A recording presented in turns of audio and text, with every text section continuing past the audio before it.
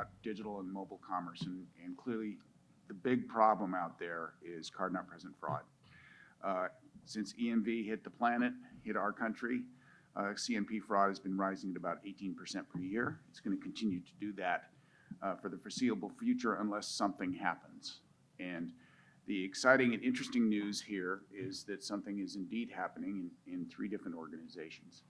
And we're going to do something a little different in this panel because each one of my panelists is going to do a short presentation about their work in their organization so that you can understand what it is, because not a lot of people know about this stuff, and it's important that everybody do. So with us today is Christina Hawker from the FIDO Alliance. She'll be talking about authentication through FIDO.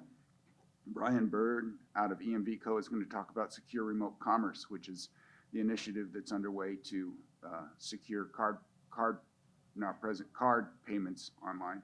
And lastly, David Benoit is here with the World Wide Web Consortium Payments Group, and they have a payment platform that's browser-based. So these guys know what they're talking about. And the really exciting thing about this is the 3 organizations have just announced that they're going to work together to create a cohesive approach to card not present fraud. So we have 3 experts who can talk about that as well. So with that, I'm going to first let Christina talk a little bit about the FIDO Alliance. And we don't have the clicker, so we have to advance the slides that way.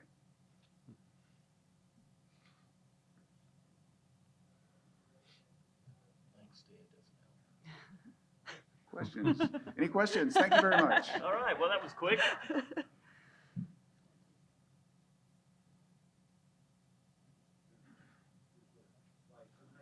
You don't have.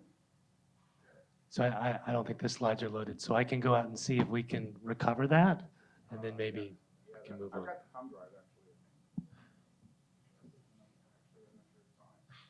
You have a slide? Okay. So Christina, can you talk without slides for a few minutes? Sure. Welcome, everybody. My name is Christina Hawker. I'm an executive director and the chief operating officer for FIDO Alliance. I can start talking to my slides as they're preparing them, but the FIDO Alliance was created in 2012 from 6 companies who were very focused on eliminating the use of passwords online.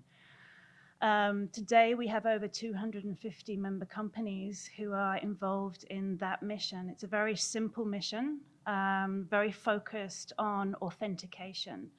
So taking a look at the ecosystem and how we can eliminate the use of passwords, eliminate the use of shared secrets, and create a user experience that's much more frictionless and ensuring that it is secure as well.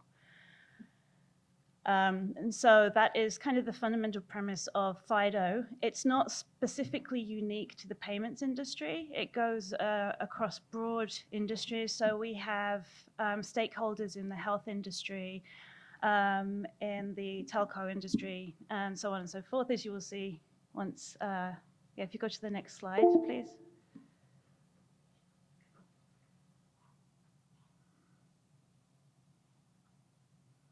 Keep clicking. Okay, that's it. Yeah, Christina, there's a. Thank you. I can try, yeah. All right, so this is, on this slide here you see is our board members. We have a very large board, but if you were to imagine the right parties who should be in the room to focus on removing passwords, I'm pretty sure that this is close to what you would want to see in the room. So we have Google, we have Microsoft, we have the leading payments systems there, as well as a number of others who are providing great thought leadership into the alliance, and collectively we're building the strategy to really eliminate these passwords, and that's as simple as it is.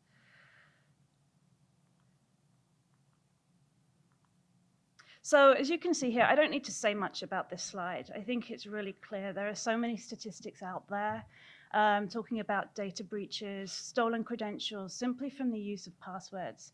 It's a huge problem that we have today, and something that we really want to get past and move away from. So I think 2.3 billion credentials stolen in 2017 alone is like a huge number. It's really significant.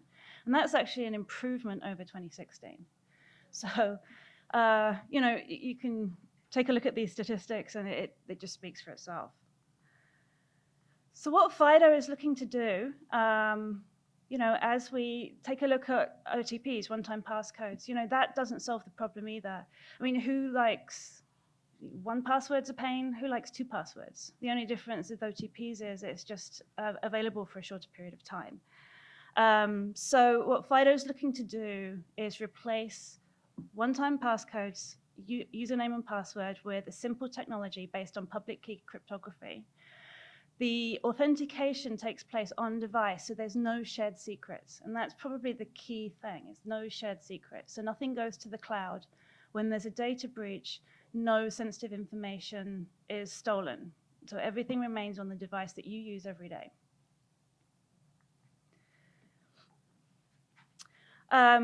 More recently this year, we have been, well, actually over the past few years, we've been working with W3C to develop web authentication. So this is really the FIDO enabling the browsers.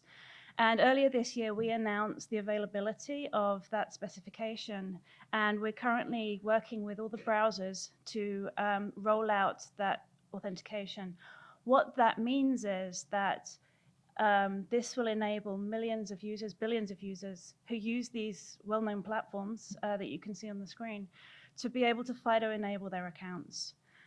We have FIDO certified platforms now. FIDO manages a certification program, so we can ensure that interoperability, which is another key aspect of what we're doing here. And then lastly, we have, as Thad mentioned at the beginning, we have announced a collaboration between W3C, EMV Co, and FIDO. We have separate engagements with both of those entities to make sure that what we are doing fits in with both W3C and EMV Co's strategic direction. And the work that we're looking to do together as three entities collectively meeting and talking is really identify any gaps and ensuring that what we do for the payments industry and for web authentication as FIDO is consistent and really meets the use cases of the ecosystem. Thanks. With that, we're going to go to Brian to talk a little bit about secure remote commerce. Thank you. So I hope by now everyone in the room finally has a payment card with a chip on it. Took me a while to get to that point when I'm presenting in the US, which is great. And that payment card and that chip, from a technical perspective, will work in any chip reader around the world. And the reason that is true is the developers of those products and solutions are developing based on EMV specifications produced by EMV Co, tested by EMV Co. So that's the core role that we traditionally served in the card payment space. However, 6 years ago, we expanded our scope. As Tad mentioned, EMV chip did what it was supposed to do. It drove down fraud at the point of sale. Of course, fraud didn't go away. So as fraud migrated to electronic commerce, so did EMV Co's activities. But our activities also cross over in the mobile payment space. If you're using payment tokenization in an Android or an Apple phone, that's based on an EMV specification. If you're using 3D Secure as part of an online shopping experience, that's an EMV specification. And what I'd like to talk to today is the next step forward in securing electronic commerce. So a few months ago, EMV Co published the Secure Remote Commerce specification. And I'm not going to read through the whole list, but let me just talk about it at a high level. The purpose of Secure Remote Commerce is to provide an environment where you're no longer dealing with unique secure solutions, but we're taking security and electronic commerce to an open platform. And one of the other things I heard a lot of yesterday was it's so hard to accomplish anything in the mobile payment space because there are so many players and there are so many disparate individuals and companies involved in bringing solutions to the marketplace. And while that's certainly true, when it comes to card payments at least, EMV Co is trying to remove some of that complexity, bring more open standards to the environment by creating specifications that all the players can use.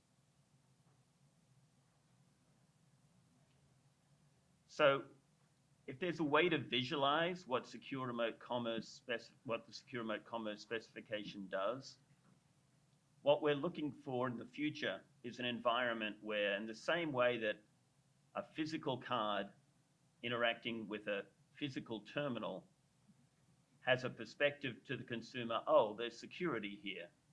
A chip is being read by a chip terminal.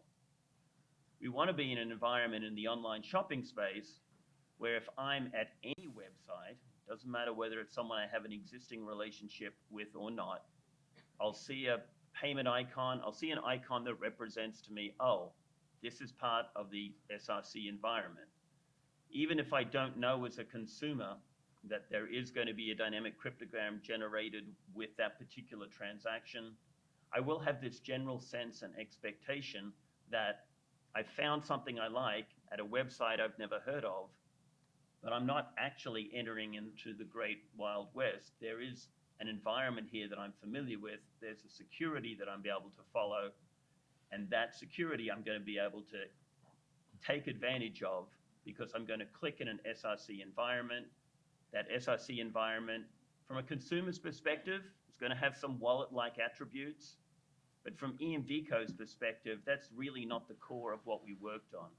What we worked on is providing an environment where integrators, merchants, no longer have to do bespoke integrations for Visa, for MasterCard, for American Express, for domestic debit networks.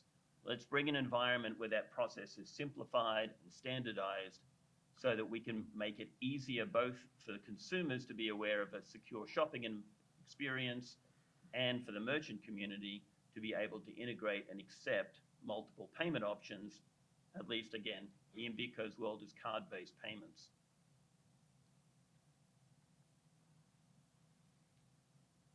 So one of the challenging things in my role is we work diligently on these specifications for years. EMV Co's principal members are the global payment systems. However, our board of advisors, our contributors to our work, actually many of the same names that you just saw on the FIDO slide a second ago. We have Google, we have Microsoft, we have Amazon, we have these players on our board of advisors. They've been contributing to this process for the last 2 years before the specification was finalized. So we're producing the spec, we're producing basically the template to be used, but we're not actually doing the implementation. And we're not mandating implementation, we're not saying when the US or any other market is going to move to this technology. And the other thing that's critical to know about our specifications is our charter is to make sure that globally they're flexible enough to meet national regulatory requirements. And certainly, as we talked about yesterday, PSD2 is a very important one. So that builds a lot of flexibility. It's then up to the implementers to come up with solutions based in our specs. So I'm talking about solutions that you aren't seeing yet, but this specification is going to be the basis for things that you're going to see in the market early next year. At least that's what I see in public statements from some of the payment systems. One last comment I want to make about this before I hand it over. The progression that EMV Co has done, the things I mentioned a minute ago, payment tokenization, 3D secure to authenticate the cardholder, all of these pieces are card payment specific, but it's critical to us that we integrate well into the broader picture of authentication, which is FIDO, the broader picture of interacting on the web, which is W3C. And that's why we felt it was critically important for us to form part of this group going forward. Thank you, Brian. David? Thanks. I'm a member of the W3C Consortium Web Payments Group. And really what we're trying to do and have done largely and are extending is creating a payment request API. So this is built into browsers now. It's shipping, it's live. And this is serving to streamline the checkout process and create a standard way of interacting with consumers. It creates a consistent view across all websites, merchants, services, anything where you need to interact with that checkout information. And chiefly, it reduces the amount of integration that a merchant would need to do. They don't have to build a form anymore. They don't have to collect information.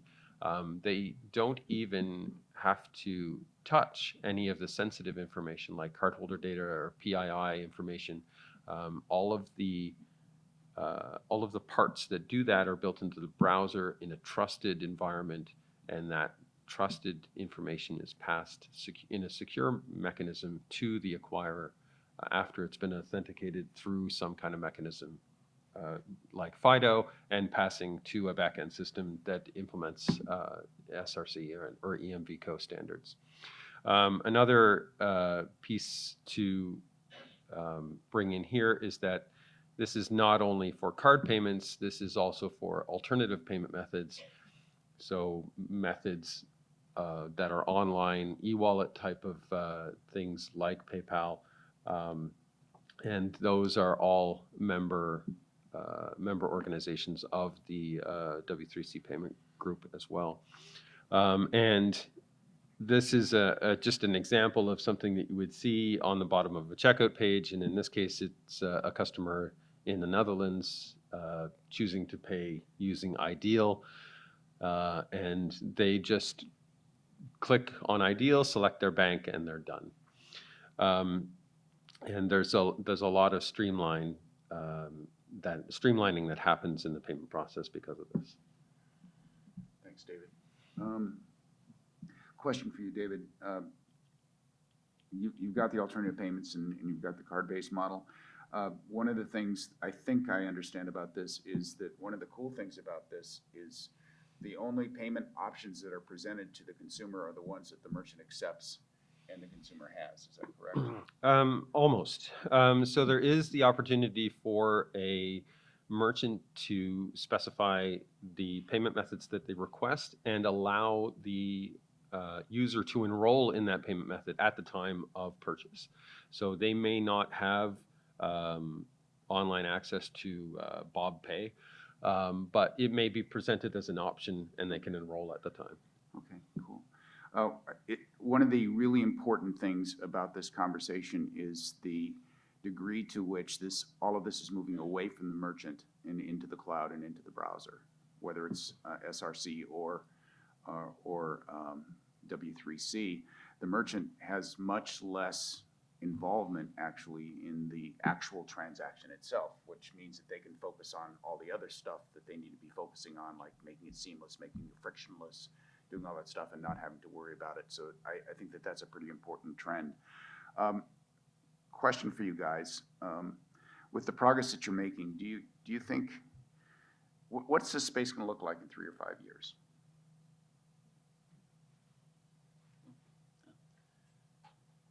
Well, one of the themes you heard yesterday and again today is seamless and frictionless. And my expectation in 3 to 5 years is the online shopping experience is going to become much more Uber-like. I know that's a cliched phrase to use, but in this case, I think it's appropriate. I think as a consumer, I'll establish my preferences. I'll change them whenever I want to. But the actual payment part of the entire online shopping process is going to be very streamlined. It's going to be very frictionless. You know, unless I'm suddenly doing something unusual, then the security checks are going to kick in. But and even though this sounds like a shameless plug, I know we talk about a lot of different payment options. I listen to a lot of blockchain discussions, Bitcoin, etc. My expectation is that as far as online commerce goes, merchants are going to want to be paid, and I think card payments in 5 years are still going to be a predominant form of payment. Yeah, would agree with Brian. In addition to that sort of seamless, frictionless experience, it's also secure. You know, as I spoke about FIDO solutions being on the device so that nothing's stored in the cloud. So much more secure and a single click. So using a device that you have in your hand every day, being able to just carry out that checkout process without any kind of friction. So in addition to those things, I think what I hope for is that we will stop having these bespoke solutions on every merchant website that we have right now. Just imagine if you went to a store and to pay using your credit card that has a chip reader in it, or sorry, a chip in the card, that the merchant said, oh, just hold on a sec, I'm going to get my USB card reader and I'm going to plug it in my laptop, and then I'm going to get you to use this keyboard to enter all your all your address information, and don't worry, it's all cool. I'm not going to steal any of your data. I'm not going to have a keylogger. I'm not going to clone your card. You would never accept that. But essentially, that's what's happening online. We have merchants that are collecting card information when they shouldn't. They're storing it when they shouldn't. They're collecting all kinds of personally identifiable information about people, which increasingly regulations are saying that you shouldn't have. So where I hope we are in 3 to 5 years is where the easiest thing for a merchant to do, for payment facilitators to do, for authentication to do, is the right thing to do. That it's the secure thing to do, it's trusted. You can trust that if the payment is authenticated, that you will be free from fraud, you won't be liable for it, and you won't even want to touch the information that you have to touch today. Yeah, that's a grand vision, and the good news is that there's 3 important organizations that are working toward that. One of the challenges I think we're all going to face, though, is that everything in our space is additive. Even if all 3 organizations do their best to get this on, there's still going to be 5,000 other ways that people can do this stuff, and will be for the foreseeable future. So one of my questions is, how dramatic an impact do you think your work together and your work individually will have on the overall rate of CNP fraud going forward? Yeah, I mean, again, going back to FIDO-specific technology, the authentication takes place on device, so nothing goes into the cloud. There's no shared secrets, which should really, really help with reducing card-not-present fraud. As long as we all focus collectively on the end goal, and everything that we collectively create, or individually or collectively create, is interoperable and standardized, so that everything that EMV Co does, everything that W3C does in this space fits together and creates a seamless experience for the cardholder. Because not only does it need to be secure, the cardholder actually needs to use it. And to your point, Pad, there are multiple different solutions out there today. So we need to coalesce around one standardized solution that's easy to implement, interoperable, secure, and frictionless to really get to that point. Yeah, and to add to that, I mean, as I said before, EMV Co doesn't set mandates, they don't set implementation requirements. Yet we do have the support and engagement of payment systems, both global and domestic, who are actively interested in their card products not being part of fraud. So clearly there will continue to be alternatives, but my expectation is that the tools related to secure remote commerce, that payment tokenization, EMV 3D Secure, which in fact is being heavily pushed in Europe as part of regulatory requirements of PSD2. These tools will come into play, and there will be an active vested interest by the participants in EMV Co to see that their transactions are part of a secure environment. I think ultimately a lot of this, I'm hoping, is going to be driven by the consumer. I think that once consumers see how easy it is to authenticate themselves using a FIDO-enabled device, that they'll stop using passwords. They'll look at people and say, "Oh, you're still using passwords? Why are you doing that?" You know, and the same kind of thing with tokenization. Although the average consumer doesn't really know or care about how the entire payment system works, they will probably look at somebody entering manually a credit card number and going, "What? Where are you shopping that you still need to do that?" And it's through these standardizations and really driving customer behavior into doing what's easy, because ultimately we're lazy and we just want to get on with our lives instead of typing in our address information 15 times to buy something. Yeah. I'm all about getting rid of passwords. My wife and I have, I shouldn't say this, my wife and I have a 5-page spreadsheet that has our passwords on it. It's just absurd, you know, and it's in my desk if you want to come break in my house. So seamless customer experience obviously is important, but you guys spend a lot of time talking to the merchant side. And what are you seeing and hearing from those guys, and how are you addressing their issues? So I'll start off on that one. We're actually very pleased. EMV Co 10 years ago had almost no merchant participation on our board of advisors. Today we have some big names. I mentioned a couple in the US. We also have the Merchant Advisory Group, who's now actively engaged on our board of advisors. Any successful implementation of secure remote commerce is going to require merchant engagement or the integrators who work with those merchants. And we've been very pleased by the active level of engagement and response that we've had as we've been working on this specification over the last 2 years. We've received some great feedback. Elements that plug in, they're not necessarily part of secure remote commerce, but they plug in quite seamlessly. Payment tokenization, we've made revisions and enhancements to that specification based on merchant feedback. 3D Secure, very, very active engagement. For example, the gaming industry, they want people who are shopping online to be able to buy a brand new sword and continue fighting in that battle without having to go to a different website and start typing in name and address and card information. Clearly that breaks the flow of the experience pretty dramatically. So they've been at the table. We've had a special subgroup working just with the gaming console industry, Sony and Nintendo and Google and Microsoft. They've all been there working with us. So our expectation is that the merchant community has been part of this process. I can't speak to the implementations that are going to come out. That's really up to the payment systems. But when it comes to the core principles behind the specification, I'm very happy that they've been part of the journey. Yeah, from my experience, prior to joining FIDO, I spent 18 years in the payments industry, and repeatedly throughout my career, I've heard, stop making us implement multiple different versions of the same thing. You know, it's expensive, it's not efficient. So I think the really important thing for merchants is standardization. Having something they can implement once and it fits everything, and you know, it works across the board. The interoperability piece of it is essential.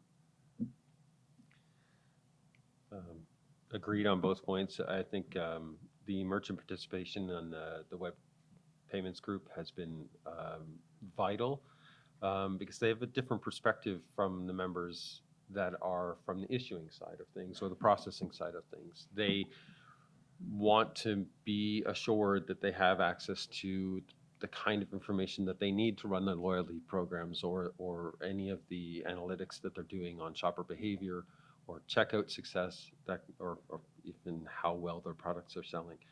So I think you know, having participation from actors like the Merchant Advisory Group, from large retailers like Best Buy and Walmart, directly on this group is key. Yeah, absolutely. One last question for the panel, and then we'll go to questions in the audience. Talk to me a little bit about what you envision the ultimate use case for your product together would look like. I know you guys have just started a conversation, but what's the vision of the three organizations creating one unified concept that can be used by a consumer and merchants, and what would that use case look like? it's a challenging question. Maybe I can start as one of the co-chairs of that group. So historically, we create industry partnerships with each other. We also have an industry partnership with MAG and various other organizations, but we have a relationship with EMV Co. We have a relationship with W3C. W3C and EMV Co have a relationship. So we're all talking to each other about the same things, but not in the same place. So the objective of the group that was recently created was really to enable us all to get together in the same room under the same rules, confidentiality rules, because that was the thing that was different between us. And just share information. We're really in the early stages right now. We're sharing information about how each of our areas fits with PSD2, fits with GDPR, how secure remote commerce might work with W3C activities and FIDO. And so really it's a knowledge expansion objective right now. And then longer term, we would really like to focus on exploring whether there are gaps in what we're doing or specific use cases that are not being addressed. There's no intention for this interest group to produce a work product. The work product will go to the relevant body that it should, like W3C, FIDO, or EMV Co. But it's really just an opportunity for the industry to coordinate and focus on the payments industry as it relates to the work that we're all doing, and make sure that we have an output that collectively that is robust, interoperable, and where necessary, we have the right certification programs. And if, for example, EMV Co and FIDO are doing certification programs on a specific aspect, that they're not in conflict or duplicating effort. So it's really about coordination and creating like a seamless output for the payments industry collectively. Yeah, that was a great summary. David or Brian? I mean, that's certainly an accurate statement as to the role of our respective organizations. I mean, as a consumer, I'm hoping that my own personal shopping experiences either become completely frictionless, or if there is some form of authentication required, it's a seamless biometric authentication, so that the shopping experience for me is not really focused on payment. I mean, payment is part of the experience, but it's no longer a point of friction when I shop. And you can take the EMV specifications and you can implement them multiple ways to comply with global and national requirements, but my expectation is that there are going to be a variety of use cases, but the level of friction in all of them is going to be dramatically reduced. So I'm hoping we get to a point where payments online are pretty much as easy as it is to pay if you go to a store and tap to pay. You walk into the store, you pick up a product, you go to the cash, you tap, you leave. We talk about the Uber experience or the Amazon Go experience or whatever, and whether we get there online is debatable. But even getting to the point where if Dad sends me a site and I want to go to it and I see a product, I want it, I click that I purchase it, I didn't have to register at that site. I didn't have to enter my payment information or my shipping information or my card information. I just bought it. The disappearance of payments is what this is all about, and the elimination of friction. Are there any questions from the audience? Will? Thank you. So first of all, thank all of you for putting this topic together. And I'm Will Grayland from OV Loop. And frankly, I've been waiting for the three of you guys to get together for quite some time. So, As have I. So great job, David, Brian, and Christina for doing that. And I think you're pragmatically looking at how to integrate the three different frameworks into something that can be applicable to innovators like myself. And ultimately, it's about the consumer experience. You're absolutely right on. And I do agree with you, Brian, that it is not just the payment itself, but it is before, during, and after the payment, and the interactions and the conversations with those businesses and the consumers which sometimes it doesn't include payment at all, which me authenticating not with my password but with a hardware token can effectively make that happen. And why EMV and FIDO can't be the same device, it should be, and it can be.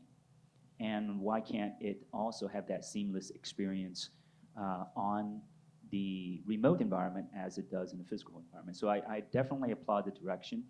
And I would say that for an innovator like ourselves to want to bring conversational commerce and a universal wallet that can leverage FIDO, EMV, and W3C, I would accept the challenge to bring forth a user experience that in the next 3 to 5 years can leverage all 3 of the specifications. So I'd love to talk to you afterwards and see how we can proceed with that. History was just made. Just so you guys know. Yes, sir. First of all, thank you very much. And I really appreciate the discussion on the section of the discussion on merchants. I think when I talk to merchants, there's an outstanding question of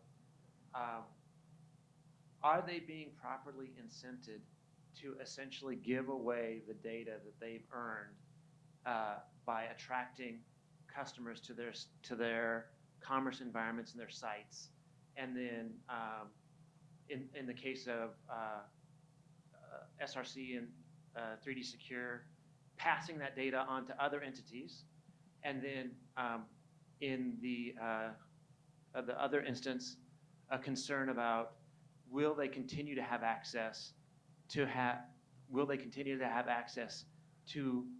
the PII, the payment information, and the other byproducts that they essentially earned the right to have. You want to, Brian? Well, I can start. One of the things I like about attending conferences is our own bylaws prohibit us from having those discussions at EMV Co. So when it actually comes to how people are being incented and motivated, I usually learn those things myself from walking the floor and actually going to payment system booths.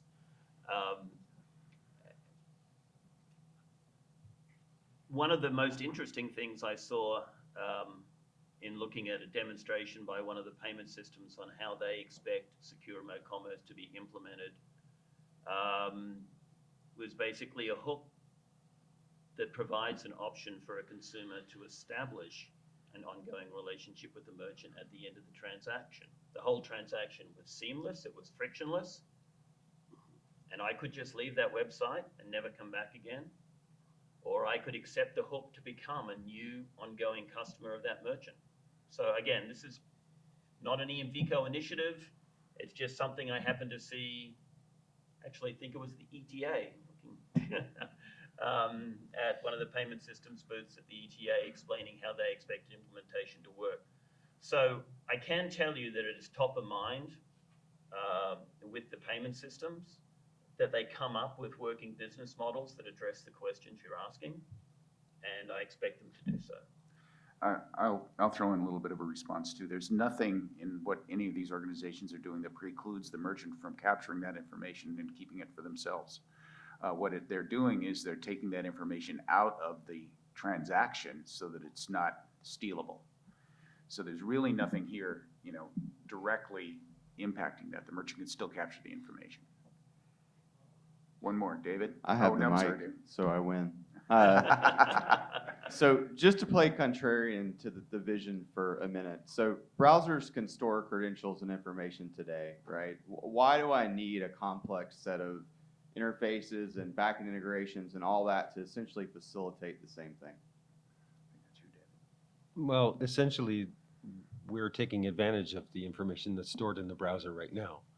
So when you go and use a website that is using payment request handler, it is taking that stored information that Chrome or Safari or any of the browsers that implement the standard, which if you go and look at the testing framework that shows the interoperability of this. It's quite extensive. Like all of the browsers are implementing this already. So they're taking that information that you already gave the browsers. So let's say you're using Chrome, you've paid for something and used your credit card, and you've told Chrome that you would want it to store your card information for future purchases and your address information. You go to a website that has that, you just select that information. You don't have to enter it again, it's there. And then you pay with it, and maybe you get an authentication challenge from your bank, and it's using something from FIDO Alliance to make sure that you are who you say you are. But maybe you already did that because you unlocked your phone, and it just passes that token information on to know that that information is there. And when the information ultimately goes to the payment processing network, it's going through a secure remote commerce infrastructure to actually make sure that all of that information is trusted.